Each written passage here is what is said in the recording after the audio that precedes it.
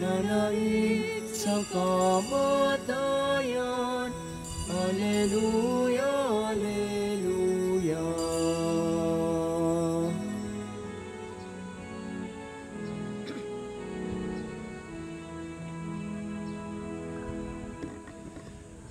Magandang umaga po sa inyong lahat.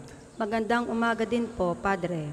Atin pong malugod na wini-welcome kayong lahat na mga pilgrims ngayong umagang ito sa ating pagdiriwang ng banal na misa, lalo na po yung senior citizens na mula sa Mary, Mother of the Church, Las Piñas, sa pangunguna ng kanilang kasamang pari, Father Ernie.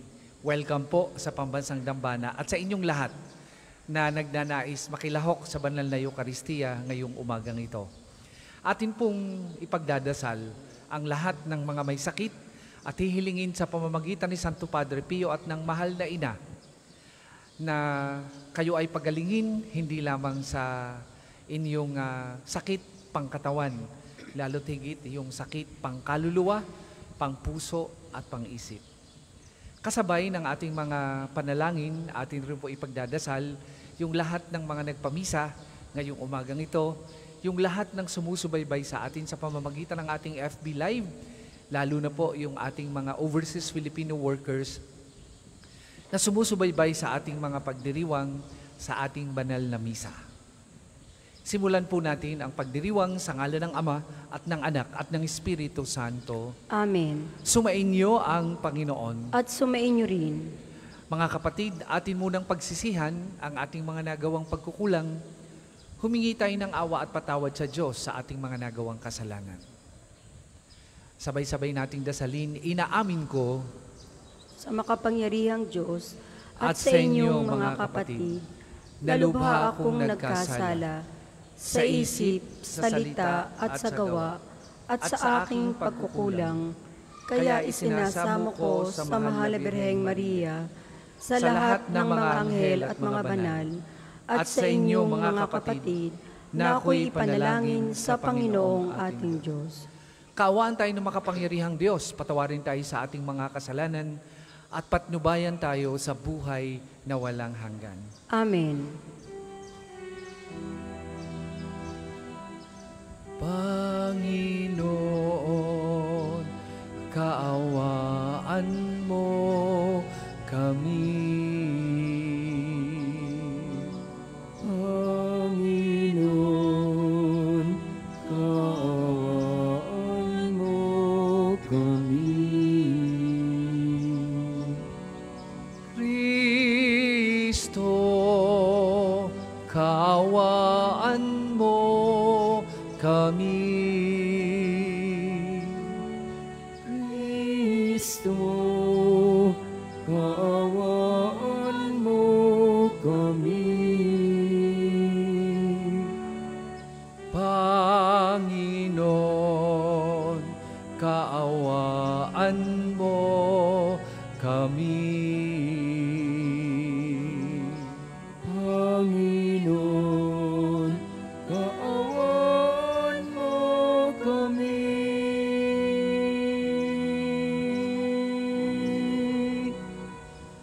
Manalangin tayo.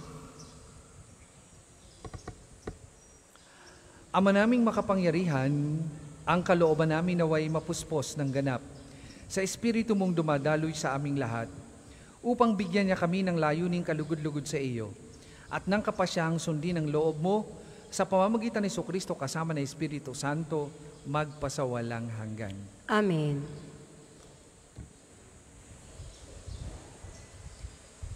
Pagbasa mula sa mga gawa ng mga apostol. Noong mga araw na iyon, ibig matiyak ng pinuno kung ano nga ang sakdal ng mga Hudiyo laban kay Pablo. Kaya't pinagpulong niya kinabukasan ang mga punong saserdote at ang buong Sanhedrin. Saka kinalagan si Pablo, ipinanaog at inaharap sa kanila. Alam ni Pablo na dooy may mga Saduseyo at Pariseyo, kaya't sinabi niya ng malakas, "Mga kapatid, ako'y Pariseyo, anak ng mga Pariseyo. Dahil sa pag-asa kong muling mabubuhay ang mga patay, ako'y nililitis ngayon. Matapos itong sabihin ni Pablo, nagtalo-talo ang mga Pariseo at ang mga Saduceo at nahati ang kapulungan. Sapagkat ang sabi ng mga Saduceo, hindi muling mabubuhay ang mga patay at walang anghel o espiritu. Subalit ang mga Pariseo na may naniniwala sa lahat ng ito. At lumakas ang kanilang sigawan. Tumindig ang ilan sa mga eskribang kapanig ng mga Pariseo at malakas na tumutol. Wala kaming makitang pagkakasala ng taong ito. Ano kung may isang espiritu o isang anghel na nagsalita sa kanya?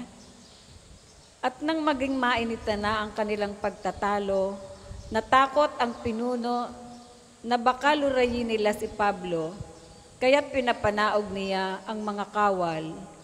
Ipinakuha si Pablo at ipinasok sa kuta. Kinagabihan, tumayo ang Panginoon sa tabi ni Pablo at sinabi sa kanya, "Lakasan mo ang iyong loob. Nagpatotoo ka tungkol sa akin dito sa Jerusalem. Ganyan din ang gawin mo sa Roma." Ang salita ng Diyos. Salamat sa Diyos. Salmong tugunan, Diyos ko ang aking dalangi, ako'y iyong tangkilikin. Diyos ko, ang aking dalangi, ako'y iyong tangkilikin. O Diyos, ako'y ingatan mo, ingatan ang iyong lingkod. Ang hangad ko ay maligtas kaya sa iyo dumudulog. Kay aking Panginoon, ang wika ko sa aking Diyos, kabutihay tinatanggap ko ay ikaw ang nagkaloob. Ikaw lamang opon ko ang lahat sa aking buhay, ako iyong tinutugon sa lahat kong kailangan.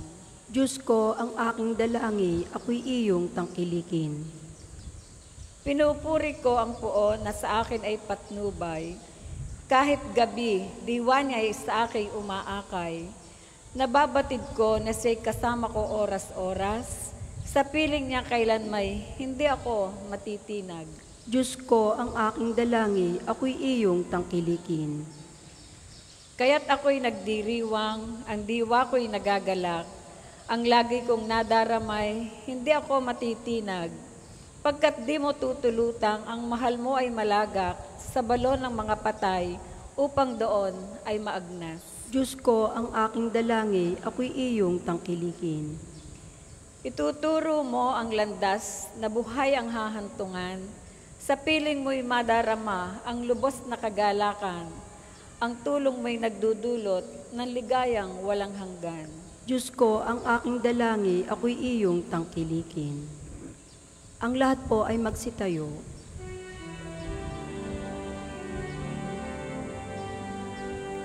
Alleluia, alleluia, alleluia, alleluia, alleluia, alleluia, alleluia, alleluia. Lahat nawa'y magkaisa kay Kristo at sa Diyos Ama, ng tanay sumampalataya. Alleluia, alleluia, alleluia, alleluia, alleluia, alleluia, alleluia, alleluia, alleluia. Sumainyo ang Panginoon. At sumainyo rin. Ang mabuting balita ng Panginoon ayon kay San Juan. Papuri sa iyo, Panginoon. Noong panahong iyon, tumingala si Jesus at nanalangin, Amang banal, hindi lamang ang aking mga alagad ang idinadalangin ko, kundi pati ang mga mananalig sa akin dahil sa kanilang pahayag. Maging isa nawa sila lahat, Ama, kung paanong ikaw ay nasa akin at ako ay nasa iyo, gayon din naman maging isa sila sa atin upang maniwala ang sanlibutan na ikaw ang nagsugo sa akin. Ang karangalang ibinigay mo sa akin ay ibinigay ko sa kanila upang sila'y ganap na maging isa, gaya nating iisa. Ako ay nasa kanila at ikaw ay nasa akin, upang lubusan silang maging isa. At sa gayon, makikilala ng sanlibutan na sinugo mo ako at sila'y iniibig mo katulad ng pag-ibig mo sa akin. Ama, nais kong makasama sa aking kinaroroonan ang mga ibinigay mo sa akin upang mamasdan nila ang karangalang bigay mo sa akin sapagkat inibig mo na ako bago pa nilikha ang sanlibutan. Makatarungang Ama, hindi ka nakikilala ng sanlibutan, ngunit nakikilala kita at nalalaman ng mga ibinibigay mo sa akin na ikaw ang nagsugo sa akin. Ipinakilala kita sa kanila at ipinakilala pa upang ang pag-ibig mo sa akin ay sumapuso nila at ako na may suma sa kanila. Ang mabuting balita ng Panginoon. Pinupuri ka namin, Panginoong Hesukristo. Magandang umaga po sa inyong lahat. Gaya po ng nasabi ni Father, ako po ay si Father Ernie from the Parish of Mary Mother of the Church po sa Las Piñas. No? At kasama ko po yung aking mga parishioners, yung mga senior citizens. No? Kaya wala ko silang tigil sa kung saan sila pumupunta. No? Kaya kahit mga senior citizen po yan, very active sila sa simbahan. No? But anyway, yung ebanghelyo po natin ngayon ay tungkol po sa panalangin ng ating Panginoon. At ano ba ang panalangin ng ating Panginoon? No? So narinig po ninyo sa ating ebanghelyo, pero bago po natin talakayin, maganda rin pong alamin po natin ano ba ang ating mga panalangin pagpunta dito. I'm sure lahat po kayo na nandito, for whatever reason, ay may dala-dala pong panalangin. At maganda pong ialay natin sa Panginoon sa misang ito ang ating mga panalangin. Ano mang klaseng kahilingan, ano mang klaseng panalangin meron po tayo sa ating puso. No? By the fact na nandito po tayo, ay meron pong dahilan. No? At ang dahilang iyan ay isama po natin sa ating panalangin sa Panginoon sa misang ito. Ngayon, ano po ba ang panalangin ng ating Panginoon? Well, sa Ebanghelyo, ang sabi niya ay na that they may be one, no? Na ang kanyang mga alagad at tayong lahat ay maging isa. That may be one, that all may be one, is a phrase na tumutukoy hindi lamang po sa mga Kristiyano Katoliko, kundi po sa lahat ng tao sa mundo. Kasama na po doon ang maaring hindi naniniwala sa ating Panginoon. Kasi ang Panginoon ay isang mabuting pastol, at ang isang mabuting pastol ay inaakay ang kanyang pastol. Lahat ng tao sa buong mundo ay siya po yung sheep ng ating Panginoon, regardless of our faith affiliation. You know, it is a great tragedy, for Christianity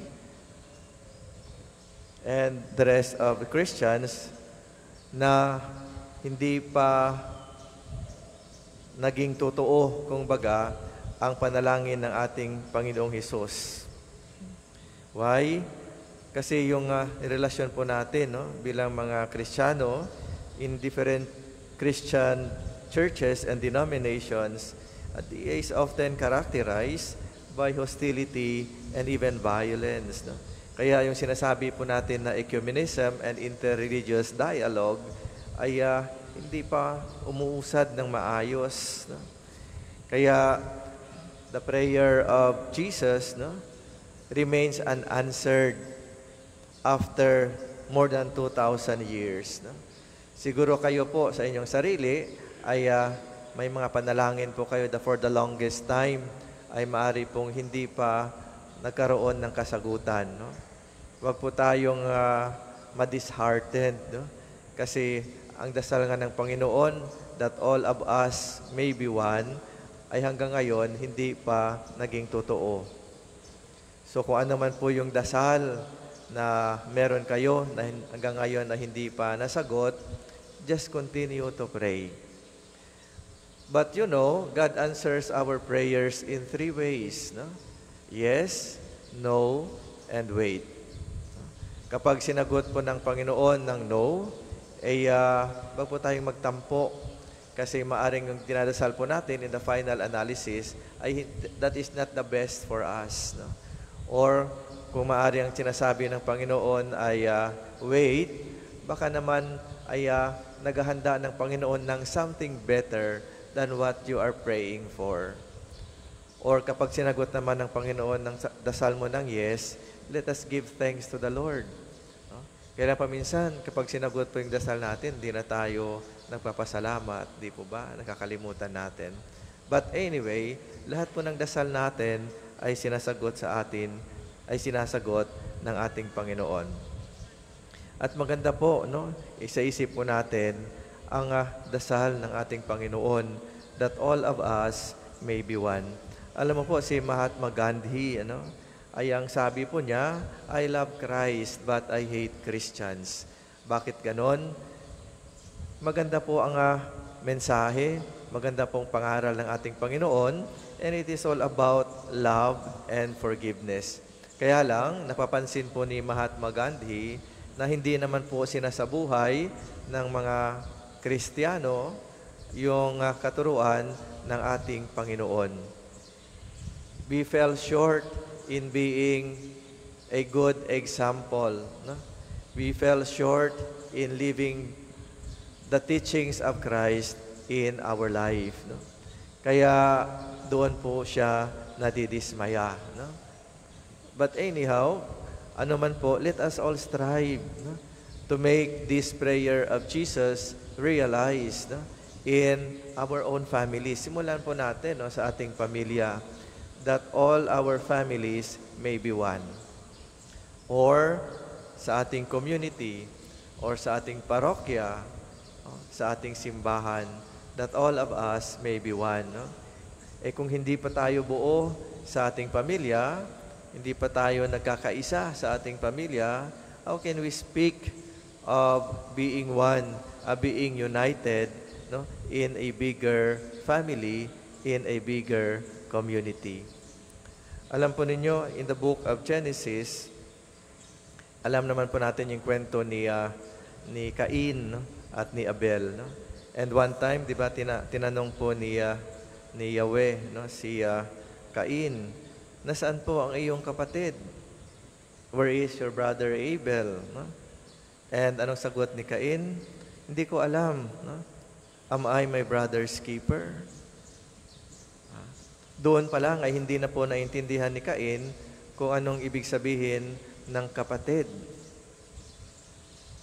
Because to be a brother, na maging kapatid ka, is to look at the welfare of the other. No? To be a brother is to take good care of the other. Meron pong kwento no, ng dalawang magkapatid. No? Naglalakad sila po sa isang kalye. At ito po ay nakita ng isang matanda at tinatanong po niya yung nakakatandang kapatid. Ang sabi po niya, why? Kasi buhat-buhat niya po sa balikat ang kapatid. No? At nung nakita ito, ay hirap na hirap, no, yung kapatid na buhatin, no, yung kanyang kapatid kasi lumpo. Ang sabi po sa kanya, nahihirapan ka ng magbuhat ng iyong kapatid. No? At kasi mabigat siya. No? At ang sabi po ng matandang kapatid, hindi po siya mabigat dahil po siya ay kapatid ko. You know, if we treat one another as brothers and sisters, then the other is not a burden. Pero kung wala kang pagmamahal, no? Hindi mo kinikilalang kapatid mo, ang iyong kapwa, ay pabigat ang turing mo sa kanya. So, brothers and sisters, let us live our lives as we are brothers and sisters, kasi yun po ang panalangin sa atin ng ating Panginoon. Hindi man tayo kagaya ni Cain na pinatay yung kanyang kapatid na si Abel, but when you treat the other as non-existent, when you treat the other with indifference, when you treat the other as if the other does not exist, then para din po tayong si Cain. It is an indirect way, no, of treating our brother. So let us be responsible, no, for one another, for we are brothers and sisters before the Lord our God. So let us help realize the prayer of Jesus for all of us, na tayong lahat ay magiging isa. Amen. Para po sa mga maghahandog ng sobre, pakihulog na lamang po sa buslo.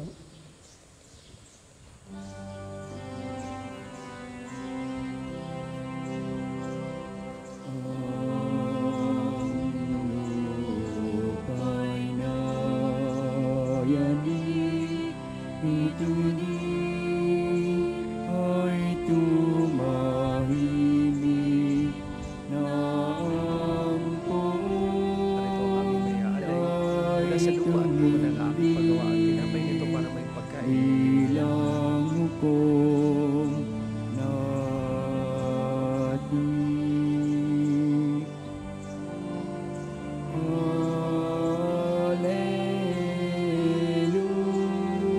Alleluia. Alleluia.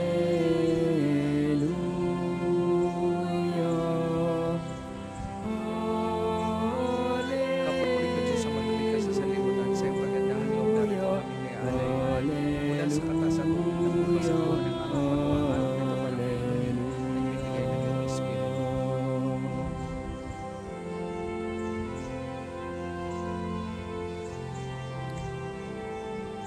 Magsitayo po ang lahat.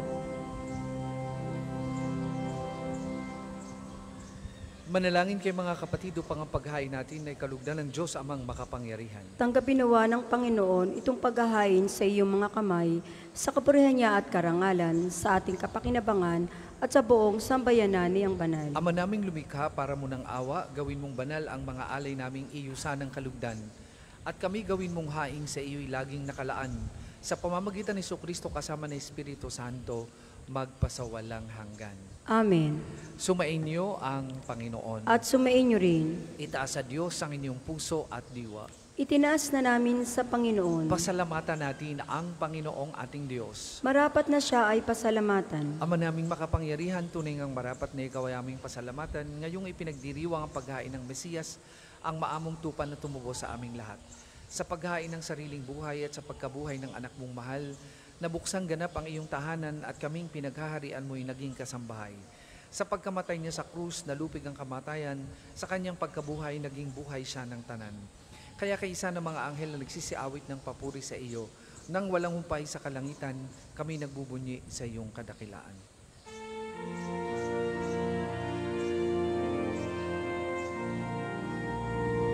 Santo, Santo, Santo, Panginoong Diyos ng mga hukbo, napupuno ang langit at lupa ng kadakilan mo. Osana, Osana sa kaitaasan. Pinagpalang na paririto sa ngalan ng Panginoon. Osana, Osana sa kaitaasan.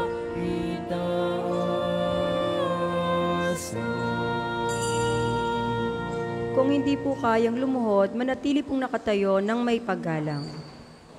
Ama naming banal, ikaw ang bukal ng tanang kabanalan, kaya't sa magitan na iyong Espiritu gawin mong banal ang mga kaloob na ito, upang para sa aming maging katawan at dugo ng aming Panginoong Hesukristo. Bago niya pinagtiis ang kusang loob na maging handog, hinawakan niyang tinapay, pinasalamatan kanya. Pinaghati-hati niya yon, iniabot sa kanyang mga alagad at sinabi, "Tanggapin ninyong lahat ito at kanin. Ito ang aking katawan na ihahandog para sa inyo."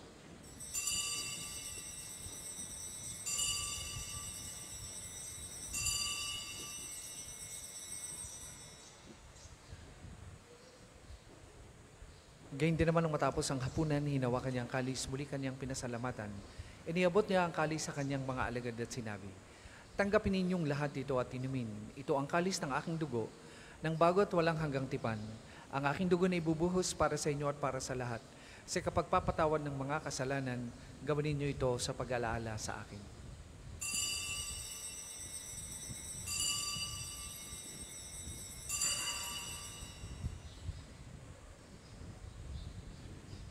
Ipagbunyi natin ang misteryo ng pananampalataya. Si Kristo'y namatay, si Kristo'y nabuhay, si Kristo'y babalik sa wakas ng panahon. Ama, ginagawa namin yan ng pag-alaala sa pagkamatay at muling pagkabuhay ng iyong anak. Kaya tiniaalay namin sa iyong tinapay na nagbibigay buhay at ang kalis na nagkakaloob ng kaligtasan. Kami nagpapasalamat dahil kami iyong minarapat na tumayo sa harap mo para maglingkod sa iyo. Sinasamo namin kami magsasalo-salo sa katawan at dugo ni Kristo ay mabuklod sa pagkakaisa sa pagitan ng Espiritu Santo.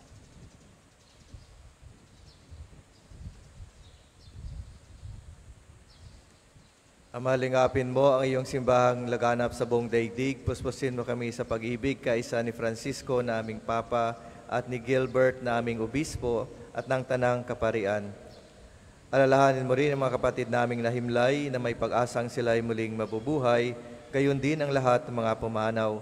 Kawaan mo sila at patuloyin sa iyong kaliwanagan. Kawaan mo at pagintapatin kaming lahat na makasalo sa iyong buhay na walang wakas. Kaisa ng mahal na Birheng Maria na ina ng Diyos, kaisa ni San Jose na kanyang esposo, kaisa ng mga apostol at ang lahat ng mga banal na namuhay dito sa daigdig ng kalugod-lugod sa iyo.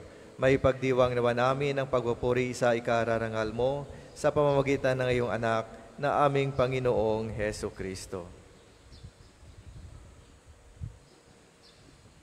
Sa pamamagitan ni Kristo kasama na sa Kanya, ang lahat ng parangal at papuri ay sa iyo. Diyos amang makapangyarihan, kasama ng Espiritu Santo, magpasawalang hanggan. Amen. Amen.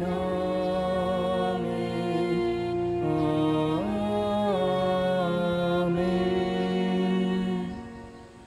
Sa tagubilin ng mga nakagagaling na utos at turo ni Jesus na Panginoon natin at Diyos, ipahayag po natin ng lakas loob. Ama namin, sumasalangit ka, sambahin ang ngalan mo,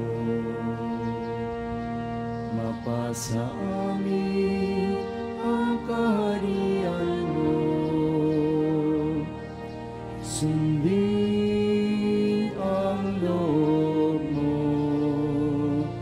dito sa lupa para ng sa langit. Bigyan mo kami ngayon ng aming kakanin sa araw-araw at patawarin mo kami sa aming mga sala para ng pagpapatawad namin sa nagkakasala sa amin. At huwag mo kaming ipahintulot sa tukso at ihadya mo kami sa lahat ng masama.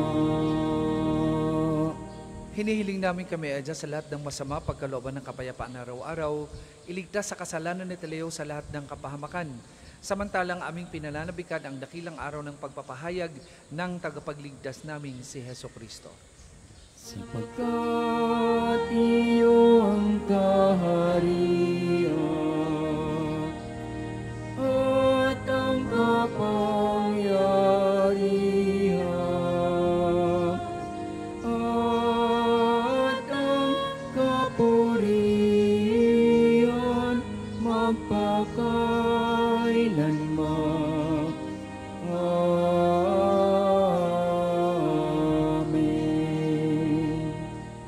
Panginoong Hesukristo, sinabi mo sa iyong mga apostol, kapayapaan ang iniiwan ko sa inyo, ang aking kapayapaan ang ibinibigay ko sa inyo. Tunghayan mo ang aming pananampalataya at huwag ang aming mga pagkakasala. Pagkalooban mo kami ng kapayapaan at pagkakaisa ayon sa iyong kalooban, kasama ng Espiritu Santo, magpasawalang hanggan. Amen. Ang kapayapaan ng Panginoon ay lagi pong sumainyong lahat. At sumainyo rin. Magbigayan po kayo at maghangad ng kapayapaan sa isa't isa.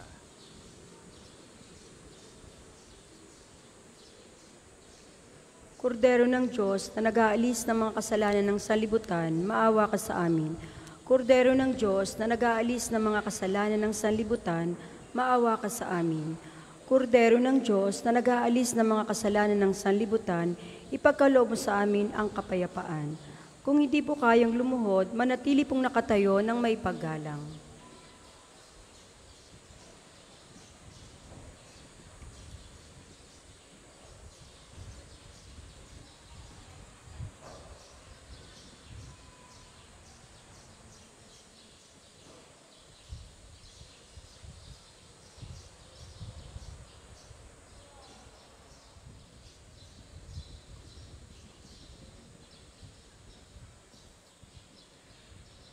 Mga kapatid, ito ang kordero ng Diyos. Ito ang nag-aalis ng mga kasalanan ng sanlibutan. Mapalad ang mga inaanyayahan sa kanyang banal na piging. Panginoon, hindi ako karapat-dapat na magpatuloy sa iyo, ngunit sa isang salita mo lamang ay gagaling na ako.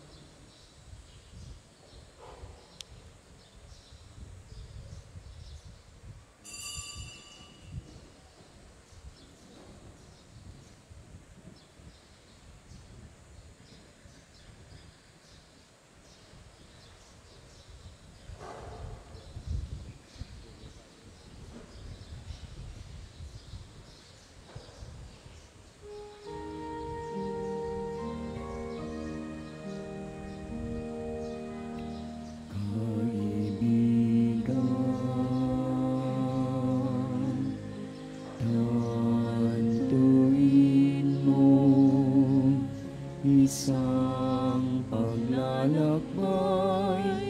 ang buhay, sanga-sangang landas ay may kahirapan. Kung may lungkot o panganib sa'yo'y biglang dumalaw, o kung ikaw ay mapagod sa bigat ng iyong pasa, Panginoon ang balingan, Panginoon ang asahan. Wika niya'y halina, lumapit sa akin. Kayong mga napapagalaking pag-ibig, hawain bigat ng inyong pasanin, ay aking pagaganin.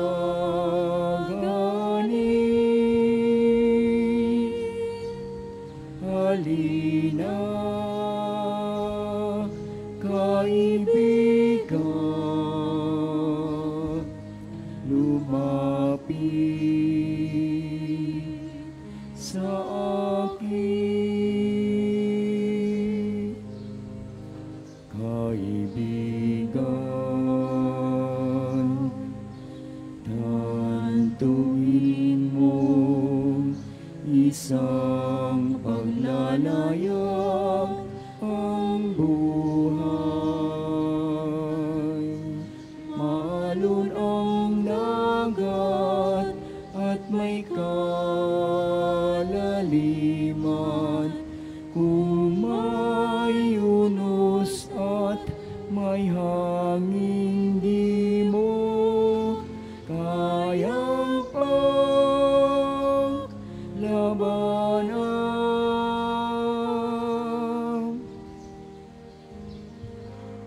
Ang second collection po ay para sa patuloy na pagpapaunlad ng parokya at pambansang dambana ni Santo Padre Pio at para sa mga pangangailangan ng matatanda at may sakit na mga pari ng Archdiocese ng Lipa.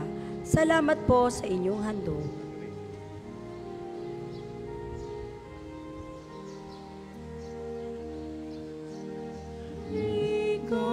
Ikanya'y halina, lumapit sa akin.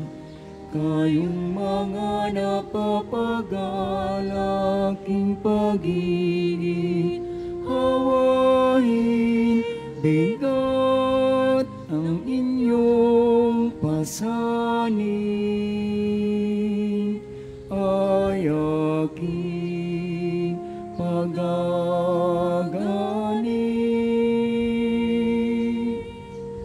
Halina, kaibigan, lumapit sa akin.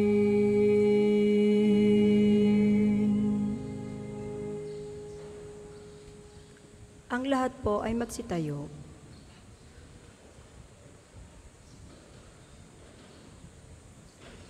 Manalangin tayo. Ama naming mapagmahal, sa aming ginanap na pakikinabang, matutuhan nawa namin at mapagsaluhan ng iyong aral at dulot na kaligtasan upang kami pagindapating magkamit ng iyong bigay sa pamamagitan ni Jesucristo kasama ng Espiritu Santo magpasawalang hanggan. Amen. Panalangin ng pagtitiwala kay Santo Padre Pio, tayo pong lahat. Padre Pio, taga Pietrelcina, Mongheng Banal, Pintakasing Santo ng milenyong kasulukuyan, gabay namin sa pagtahak sa landasing makalangit, takbuhan sa pangangailangan, huwaran ng pagtitiis. Sa iyo namin inilalapit aming mga kagipitan, sa iyo po ibinibilin kalusugan at kabuhayan.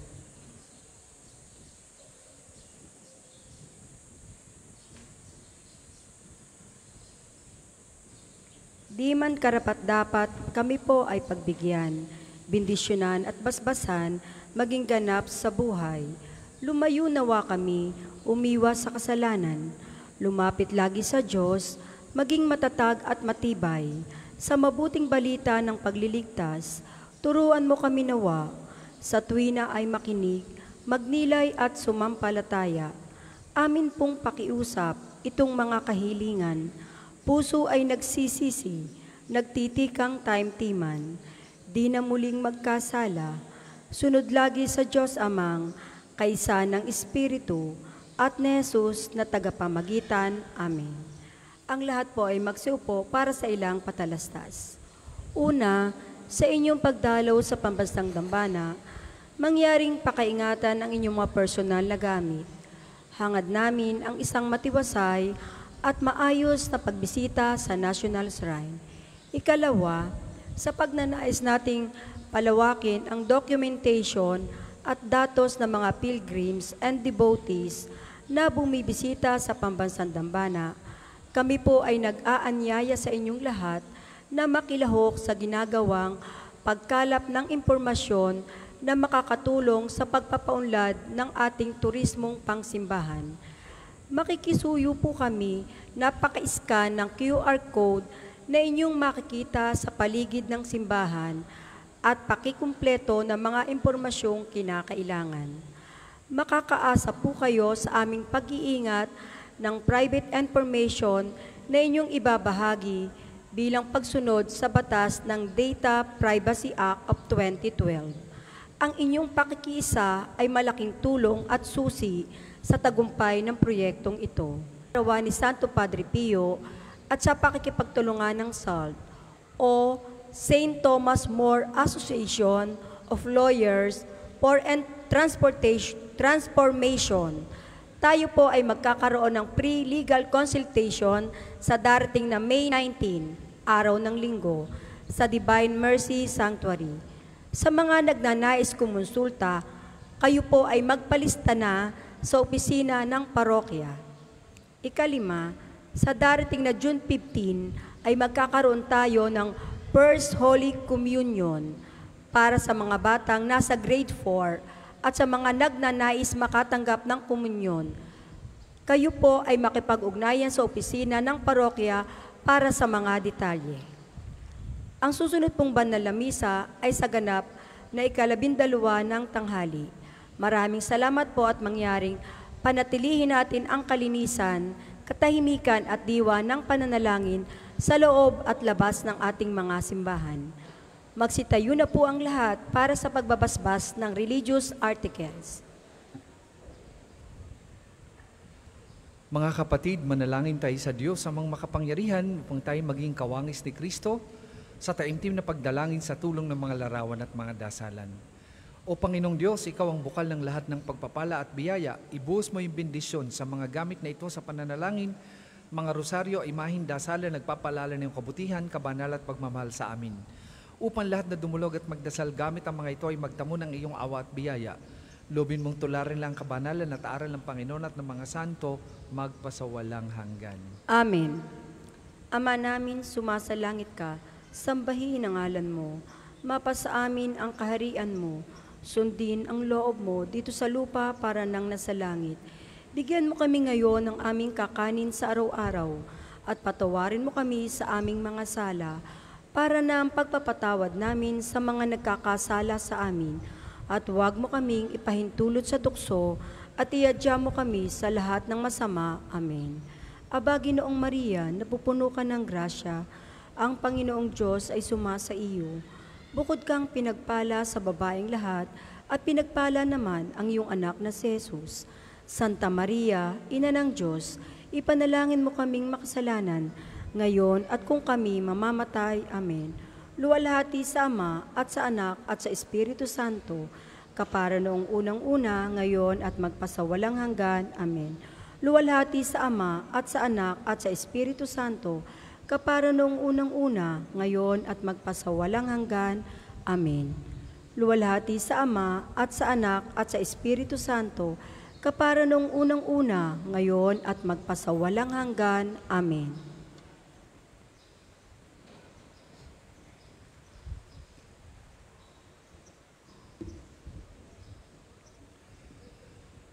Sumainyo ang Panginoon At sumainyo rin. at pagpalain kayo ng makapangyarihang Diyos, Ama, Anak at Espiritu Santo. Amen. Tapos na po ang ating pagdiriwang, humayo kayong mapayapa. Salamat sa Diyos.